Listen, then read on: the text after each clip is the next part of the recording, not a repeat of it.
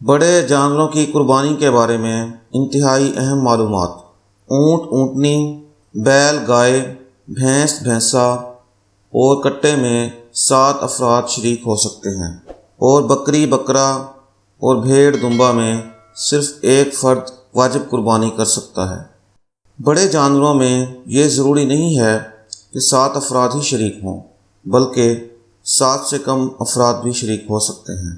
مثلاً 2 افراد مل کر گائے خریدیں، البتہ 7 افراد سے زیادہ وجوبی قربانی کی نیت سے شریک نہیں ہو سکتے۔ تمام شرکاء کا عبادت کی نیت کرنا ضروری ہے۔